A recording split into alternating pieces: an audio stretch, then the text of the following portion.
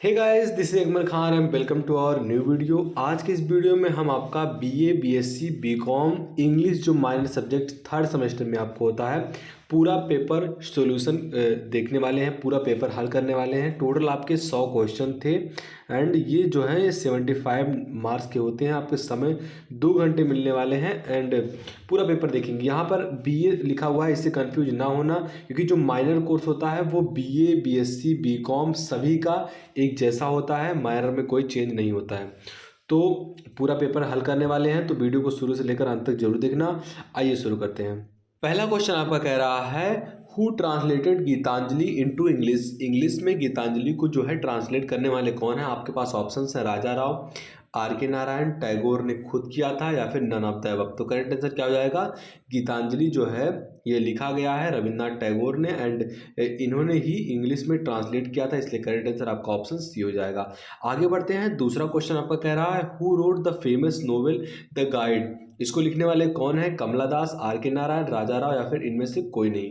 तो आपका correct answer क्या हो जाएगा, जो आपका द गाइड है इसको लिखने वाले कौन है, आर के नारायण, इसलिए करेक्ट आंसर आपका ऑप्शन बी हो जाएगा। आगे बढ़ते हैं। तीसरा क्वेश्चन आपका है, उससे पहले डायरेक्शन दिया गया है कि चेंज द नरेशन। इसमें आपको नरेशन में चेंज करना है। इसमें नरेशन क्या है, जो आपका sentence bring me a glass of water किसने कहा, said the saint to his followers. अपने अनुयायी से सेंट ने कहा कि जो है मेरे लिए एक ग्लास ऑफ वाटर लाओ। तो इसका क्या रहेगा, जो आपका है the saint ask for a glass of water, बिल्कुल गलत आपका है। द सेंट वांटेड, तो वांटेड लगेगा ही नहीं। एंड यहाँ the saint ask to his followers to bring him a glass of water, बिल्कुल आपका सही है। नरेशन के हिसाब से ये बिल्कुल सही है, इसलिए करेक्ट आंसर आपका ऑप्शन सी हो जाएगा। आगे बढ़ते हैं। चौथा क्वेश्चन आपका कह रहा है he said I have finish the work. तो यहाँ आपका क्या रहेगा, पहली बात तो ये सेंटेंस जो है ये हैव में है, यानी कि पास्ट प्रेजेंट परफेक्ट में है, तो आपका पास्ट परफेक्ट में चला जाएगा, बीच में दैट लग जाएगा। एंड आई जो है आपका ये है, ये इसके हिसाब से, कर्ता के हिसाब से बदल जाएगा।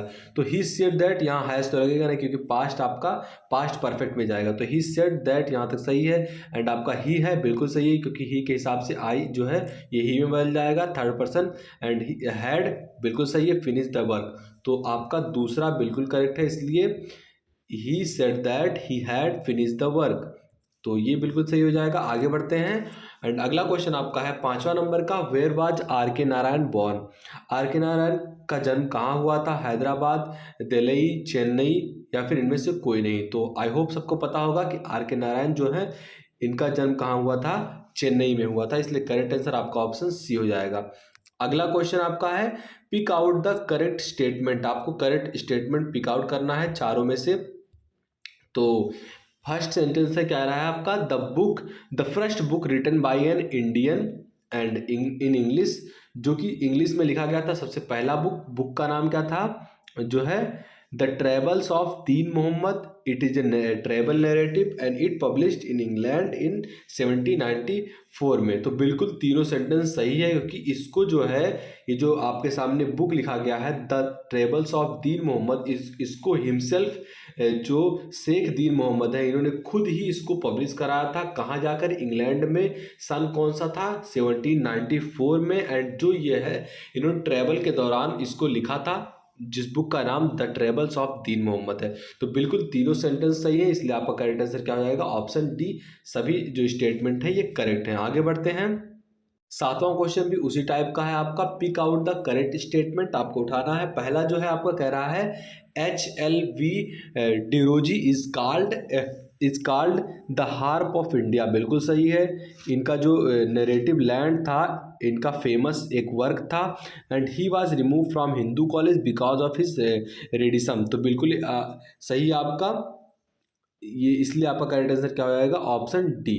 आगे बढ़ते हैं।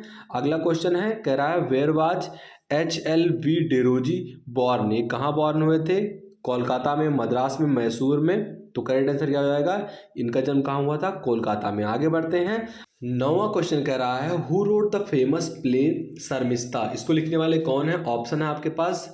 पहला ऑप्शन है मिचेल मधुसूदन दत्ता, या फिर आपका डिरोजी या फिर रविन्द्रनाथ टैगोर? तो करेक्ट आंसर क्या हो जाएगा आपका option A Michael Madhusudan Dutta ने जो है ये फेमस प्ले लिखा था जिसका नाम शर्मिष्ठा है। आगे बढ़ते हैं।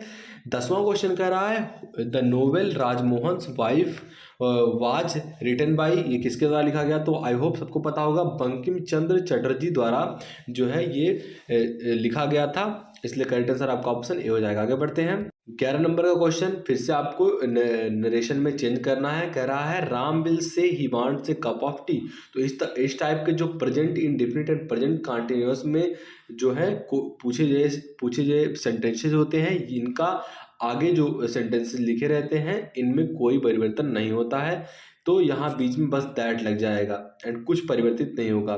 तो he Ram will say that he want say cup of tea, बिल्कुल सही है आपका। यहाँ वांटेड लगा हुआ तो ये गलत है आपका। राम विल से इफ तो लगेगा, क्वेश्चन वर्ड पूछा ही नहीं है, तो इसलिए आपका करेक्ट आंसर क्या हो जाएगा ऑप्शन ए। आगे बढ़ते हैं। फिर से आपका he said my mother is writing a letter, उसने कहा कि मेरी माँ जो है पत्र लिख रही है। तो ये आपका पहले पहचानेंगे कौन से सेंटेंस में है। तो ये तो पास्ट में पूछा गया है तो चेंज होगा आगे वाला, और ये जो है जो आपका प्रेजेंट कॉन्टिन्यूअस में है तो ये किसी में चला जाएगा आपका पास्ट कॉन्टिन्यूअस में। तो और जो है ही के हिसाब से जो है ये भी बदल जाएगा। तो यहाँ देखते हैं। तो he said that my mother was writing a letter, यहाँ माई नहीं लगना चाहिए क्योंकि ही के हिसाब से यहाँ आपका क्या हो जाएगा हिज। तो he said that his mother was writing a letter, बिल्कुल सही है आपका। प्रेजेंट पास्ट कॉन्टिन्यूअस में भी है, इसके हिसाब से भी बदल दिया है एंड बीच में दैट भी लगाया हुआ है। यहाँ इफ नहीं लगेगा इसलिए ये गलत है। तो करेक्ट आंसर क्या हो जाएगा आपका ऑप्शन बी। आगे बढ़ते हैं। 13 नंबर क्वेश्चन कह रहा है आपका the autobiography of an unknown Indian was written by, ये किसके द्वारा लिखा गया है? ऑप्शन है आपके पास कमला दास या फिर आर के नारायण और फिर आपका नीरज सी चौधरी। तो करेक्ट आंसर क्या हो जाएगा आपका option C Nirad C Chaudhuri द्वारा जो है the autobiography of an unknown Indian was written, इसलिए करेक्ट आंसर ऑप्शन सी हो जाएगा। आगे बढ़ते हैं। 14 नंबर क्वेश्चन कह रहा है the inheritance of loss is a novel written by, किसके द्वारा लिखा गया है नोवेल? कमला दास, अंकिता देसाई या फिर किरण देसाई। तो करेक्ट आंसर क्या हो जाएगा? ये जो नोवेल है किरण देसाई द्वारा लिखा गया है, इसलिए करेक्ट आंसर आपका ऑप्शन सी हो जाएगा। फिर से आपको एक टाइप का क्वेश्चन पूछा गया है, जैसे 2 क्वेश्चन पहले पूछा गया था कि pick out the correct statement, आपको पिक करना है। तो knowledge of English helps to open up new job opportunities both in India and outside. तो इंग्लिश बिल्कुल अगर आपको पता है तो आपके लिए जॉब अपॉर्चुनिटीज़ के लिए मौका रहेगा। दूसरा कह रहा है कि English is a dominant language in trade and business. तो डोमिनेंट लैंग्वेज बिल्कुल इंग्लिश जो है ये बिजनेस में बहुत ही इंपॉर्टेंट लैंग्वेज है। एंड सी है आपका globalisation and opening up of an Indian economy has increase the demand for English speaking exercise, जो है आपका एक्सपर्टीज़, सॉरी यहाँ एक्सरसाइज नहीं एक्सपर्टीज़ है। तो बिल्कुल सही बात है, एक्सपर्टीज़ इंग्लिश के लिए बढ़ चुकी हैं ग्लोबलाइजेशन के लिए एंड इंडियन इकोनॉमी के लिए। तो करेक्ट आंसर क्या हो जाएगा? सभी जो है स्टेटमेंट करेक्ट हैं। आगे बढ़ते हैं। 16 नंबर क्वेश्चन कह रहा है आपका कि हु रोट मिडनाइट्स चिल्ड्रेन, इसको लिखने वाले कौन है? सलमान रशीद या फिर कमला दास राजा राव। तो करेक्ट आंसर क्या हो जाएगा? सलमान रशीद जो हैं इनके द्वारा ही मिडनाइट चिल्ड्रेन लिखा गया था। करेक्ट आंसर ऑप्शन ए हो जाएगा। आगे बढ़ते हैं। 17 नंबर का क्वेश्चन कह रहा है who wrote the God of small things, इसको लिखने वाले कौन है? अरुंधति रॉय, कमला दास या फिर राजा राव, इनमें से कोई नहीं। तो the God of small things जो है इनको लिखने वाले अरुंधति रॉय हैं। करेक्ट आंसर आपका ऑप्शन ए हो जाएगा। 18 नंबर क्वेश्चन कह रहा है who wrote a house for mister विश्वास, इसको लिखने वाले कौन हैं? तो आपके पास ऑप्शन है सलमान रशीद, कमला दास, वीएस नेपाल या फिर नन ऑफ द अबव। तो इसमें से आपका करेक्ट आंसर क्या हो जाएगा? Option see the a house for mister विश्वास को लिखने वाले बीएस नेपाल जी हैं, इसलिए करेक्ट आंसर आपका ऑप्शन सी हो जाएगा। आगे बढ़ते हैं। 19 नंबर क्वेश्चन कह रहा है who is known as a Bharat Kokila या फिर नाइटिंगेल ऑफ इंडिया। बेहद इजी क्वेश्चन है, मैंने जो है इसमें भी बताया था जब इंपॉर्टेंट क्वेश्चन की सीरीज चल रही थी। तो करेक्ट आंसर क्या हो जाएगा? सरोजिनी नायडू जो है नाइटिंगेल ऑफ इंडिया के रूप में जानी जाती हैं या फिर भारत कोकिला के रूप में भी जानी जाती हैं। आगे बढ़ते हैं। 20 नंबर क्वेश्चन कह रहा है which is the first non European work that had won the Nobel Prize for literature. तो ऐसा कौन सा नोबेल था जो नॉन यूरोपियन था और उसको नोबेल प्राइज़ मिला था और वो पहला था? तो मिडनाइट चिल्ड्रन के लिए मिला था, या फिर सलमान रशीद को, या फिर माई स्टोरी के लिए मिला था, या चित्रा के लिए मिला था, गीतांजलि के लिए मिला था? तो गीतांजलि के लिए सबसे पहले रविंद्रनाथ टैगोर जी को, जो कि गीतांजलि 1912 में पब्लिश हुई, 1913 में इन्हें नोबेल प्राइज़ दिया गया था। इसलिए सबसे पहले नॉन यूरोपियन वर्क यही है जिसको नोबेल प्राइज़ दिया गया था, इसलिए करेक्ट आंसर आपका ऑप्शन डी हो जाएगा। आगे बढ़ते हैं। 21 नंबर क्वेश्चन कह रहा है find out the pen name of Kamala Das from the following. उनका पेन नेम क्या था?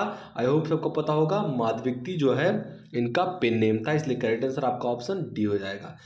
आगे क्वेश्चन कह रहा है आपका कि जो क्वेश्चन नंबर 22 से लेकर 24 तक आइडेंटिफाई करना है आपको एरर्स के बारे में। तो क्वेश्चन है, कह रहा है 20 miles are a long way to walk. तो यहाँ आपका 20 माइल्स तो सही है, ए लॉन्ग वे ये भी सेंटेंस सही है, टू वॉक ये भी सही है, वॉक के साथ टू लगता है, लेकिन 20 माइल्स जब आपका हो गया तो वहाँ इज लगता ना कि आर। तो करेक्ट क्या है आपका? आर। तो इसलिए बी करेक्ट हो जाएगा। आगे बढ़ते हैं। अगला क्वेश्चन कह रहा है if you follow my instructions you will get a suitable reward for that. तो यहाँ आपका करेक्ट क्या हो जाएगा? माई इंस्ट्रक्शंस तो ये सही है, यू विल गेट ये भी सही है, a suitable reward for that ये भी सही है, लेकिन इफ़ यू फॉलो, यहाँ फॉलोज नहीं रहेगा, फॉलो रहेगा। तो बिल्कुल करेक्ट क्या है इसमें से? ऑप्शन ए, इसलिए करेक्ट आंसर क्या हो जाएगा? Option A. आगे बढ़ते हैं। 24 नंबर क्वेश्चन कर रहा है if my father approve I will go to Mumbai. तो my father, if my father ये बिल्कुल सही है, टू गो मुंबई, मुंबई के साथ टू भी लगेगा, आई विल गो ये भी सही है, लेकिन यहाँ अप्रूव नहीं रहा। इफ़ माई फादर अप्रूव्स या फिर अप्रूव्ड तो यहाँ ये सही रहता है, इसलिए करेक्ट आंसर क्या हो जाएगा? Option B. आगे बढ़ते हैं। 25 नंबर क्वेश्चन कह रहा है महेश दत्तनी गॉट साहित्यिक academic award in 1998 for his famous play. अपने कौन से फेमस प्ले के लिए महेश दत्तनी को जो है साहित्यिक एकेडमिक अवार्ड दिया गया था? तो आपके पास ऑप्शंस हैं। ऑप्शन ए कह रहा है फाइनल सॉल्यूशंस के लिए, तारा के लिए, डू द नीडफुल के लिए, या फिर इनमें से कोई नहीं। तो इनको साहित्यिक एकेडमिक अवार्ड 1998 में मिला था अपने कौन से वर्क के लिए? फेमस प्ले के लिए, फाइनल सॉल्यूशंस के लिए, इसलिए करेक्ट आंसर आपका ऑप्शन ए हो जाएगा। आगे बढ़ते हैं। बहुत ही इंपॉर्टेंट एंड इजी क्वेश्चन है, who wrote Train to Pakistan. इसको लिखने वाले कौन है? कमला दास, विक्रम सेठ, या फिर आपका खुशवंत सिंह, इनमें से कोई नहीं। तो करेक्ट आंसर क्या हो जाएगा? ट्रेन टू पाकिस्तान को लिखने वाले कौन है? खुशवंत सिंह। आगे बढ़ते हैं। आपका क्वेश्चन कह रहा है कि 27 से लेकर 45 तक जो क्वेश्चन है इनको आपको ग्रामर से उठाए क्वेश्चन है, इनको आपको क्या करना है? फिल करना है। जैसे आइडली एंड संभाकर जो है माई सॉरी, यहाँ इडली एंड सांभर लिखा हुआ था, कभी कभी दिक्कत हो जाता पढ़ने में। तो idli and sambar dot dot my famous dish. तो यहाँ क्या लगाया जाएगा? इज लगेगा, आर लगेगा, यहाँ कोई वर्ड की ज़रूरत नहीं है, कोई वर्ब की ज़रूरत नहीं है, इनमें से कोई नहीं। ये सारे आपके ऑप्शंस थे। तो आई होप सबको पता होगा कि एंड अगर लगाकर दो जो है शब्दों को जोड़ दिया जाता है, दो नाउन या प्रोनाउन को जोड़ दिया जाता है, तो वो एक बन जाते हैं। वो आपका प्लूरल ना होकर वो सिंगुलर बन जाते हैं। यहाँ इसलिए इज लगेगा। Idli and sambar is my favourite dish, are यहाँ नहीं लगेगा। तो करेक्ट आंसर ऑप्शन ए हो जाएगा। तो 28 नंबर क्वेश्चन कह रहा है one of my friends dot dot coming. यहाँ इज लगेगा, आर लगेगा, कोई वर्ड की जरूरत नहीं है, या फिर नन ऑफ द अबव। तो one of my friend is coming, यहाँ इज लगेगा। तो करेक्ट आंसर आपका क्या हो जाएगा? Option A. आगे बढ़ते हैं। 29 नंबर क्वेश्चन कह रहा है आर सम वाटर। यहाँ आपका जो है ये गलत था बेसिकली, यहाँ आर लगेगा ही नहीं, यहाँ कुछ दूसरा शब्द था जो कि गलती कर दिया है पेपर में। तो जो भी यहाँ रहेंगे उनको सबको नंबर दिया जाएगा। आर देयर यहाँ रहेगा तो समझ में आता, आर देयर सम वाटर, यहाँ भी थोड़ा सेंस बैठता, लेकिन ये पूरा आपका सेंटेंस ही गलत था। आर के साथ क्या लगाएंगे? इज लगाएंगे, आप हैज लगाएंगे, पूरा गलत हो जाएगा, क्योंकि दो जो आपके जो क्वेश्चन वर्ड नहीं लिखे जाते एक साथ। आगे बढ़ते हैं। 30 नंबर क्वेश्चन कह रहा है द क्राउड, यहाँ क्या लगेगा? Are increasing, is increasing, has increasing. तो हैज तो लगेगा नहीं, क्योंकि हैज के साथ आपका यहाँ थर्ड फॉर्म लगता, आर लगेगा या इज लगेगा। तो द क्राउड, भीड़ जो रहता है वो सिंगुलर बन जाता है, इसलिए यहाँ इज लगेगा। तो करेक्ट आंसर आपका ऑप्शन बी हो जाएगा। 31 नंबर क्वेश्चन कह रहा है द जूरी डिसाइडेड समथिंग अब वो यहाँ इज तो लगेगा नहीं क्योंकि डिसाइडेड है आपका, हैव लगेगा तो हैज लगेगा, तो the jury has decided something. तो यहाँ करेक्ट आंसर क्या हो जाएगा? Option C. आगे बढ़ते हैं, अगला क्वेश्चन कह रहा है the jury members have decided arguing for 5 days। यहाँ मेंबर्स लग गया तो आपका हैव लगेगा, बस इसलिए करेक्ट आंसर आपका ऑप्शन बी हो जाएगा। आगे बढ़ते हैं, 33 नंबर क्वेश्चन कह रहा है आइदर माई सिस्टर और हिज मदर डांसिंग। यहाँ इज लगेगा, आर लगेगा, हैव लगेगा। तो आई होप सबको पता होगा कि इस टाइप के सेंटेंसेस में जो है आइदर माई सिस्टर और हिज मदर, तो यहाँ दोनों सिंगुलर हैं और ये एक साथ जुड़कर भी सिंगुलर बनाते हैं, इसलिए आपका इज करेक्ट हो जाएगा।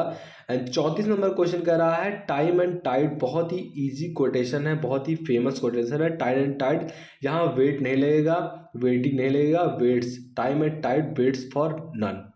समय और समुद्र की लहरें किसी का इंतजार नहीं करती हैं, बिल्कुल सही भी है। आगे बढ़ते हैं, 35 नंबर क्वेश्चन कह रहा है नाइदर ही नॉर हिज सिस्टर जो है वाज इनवाइटेड, इसलिए करेक्ट आंसर आपका ऑप्शन ए हो जाएगा। वर नहीं लगेगा, आर नहीं लगेगा। तो आगे बढ़ते हैं, 36 नंबर क्वेश्चन कह रहा है she is that girl who stood first in the class.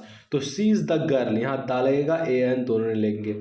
And तीनों जो है आपके आर्टिकल्स हैं। अगर कभी पूछ लगता है कि कितने टाइप के आर्टिकल होते हैं, तो 3 टाइप के, ए एंड द। तो यहाँ आपका करेक्ट क्या हो जाएगा? सी इज द गर्ल, इसलिए ऑप्शन सी। आगे बढ़ते हैं, 37 नंबर क्वेश्चन कह रहा है iron is a hard metal. यहाँ ए दा नहीं लगेगा, यहाँ क्या लगेगा आपका? A. Iron is a hard metal. आगे बढ़ते हैं, हु इन्वाइटेड माइक्रोस्कोप। तो सॉरी, यहाँ who invented microscope, a an the. Who invented the microscope, यहाँ तीनों आर्टिकल नहीं रहे। हु इन्वेंटेड माइक्रोस्कोप बिल्कुल सही हो जाएगा, आर्टिकल की कोई जरूरत नहीं, इसलिए करेक्ट आंसर आपका ऑप्शन डी हो जाएगा। 39 नंबर क्वेश्चन कह रहा है इन मेट हिम एट चर्च। तो यहाँ ये बिल्कुल गलत लिखा हुआ है, आई रहेगा, आई मेट हिम, यहाँ इन नहीं रहेगा, I met him at the church. तो यहाँ दा भरा जाएगा, इसलिए करेक्ट आंसर आपका ऑप्शन ए हो जाएगा। 40 नंबर क्वेश्चन कह रहा है, बहुत ही इजी क्वेश्चन है, do not make a noise. बहुत बार आपने सुना होगा do not make a noise, तो यहाँ भी आपका करेक्ट आंसर ऑप्शन ए हो जाएगा।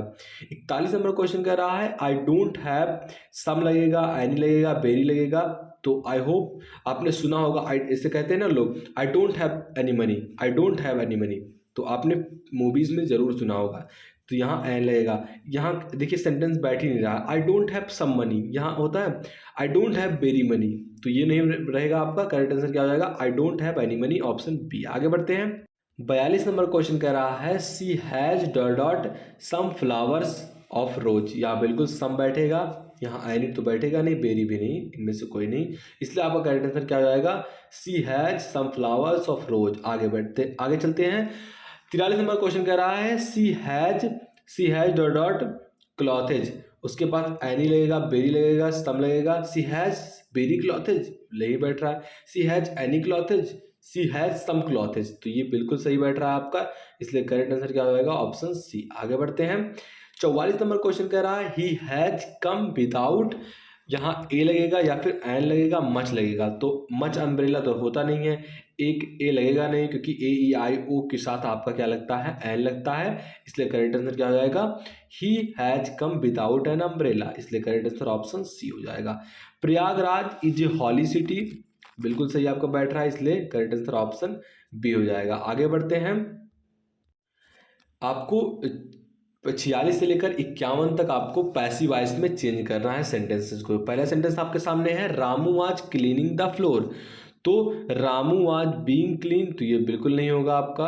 तो यहाँ कैसे बैठेगा? देखिए, द फ्लोर वाज है तो was being, the floor was being cleaned by Ramu. यहाँ कोई हो तो आप वो लगा सकते हैं, the floor was being cleaned by Ramu, बिल्कुल आपका सही है।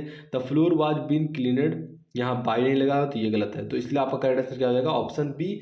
तो पहले आप ये लिखते हैं कर्म, तो द फ्लोर। अब जो सेंटेंस है, जैसे पास्ट कंटिन्यूअस में है आपको, अब तो यहाँ पास्ट कंटिन्यूअस में क्या लगते हैं? Was being, were being. अगर एक है तो वाज, अगर प्लूरल है तो आपका वर, और बाय लगाकर आप जो है कर्ता को लिख देते हैं। तो the floor was being clean है तो क्लीनेड का थर्ड फॉर्म हो जाएगा cleaned, the floor was being cleaned by Ramu. तो यहाँ करेक्ट आंसर आपका ऑप्शन बी हो जाएगा। You must send a reply, तो यहाँ क्या हो जाएगा, a reply must be sent by you, a reply must be sent by you यहाँ पर है, तो ऑप्शन सी करेक्ट हो जाएगा। आगे बढ़ते हैं।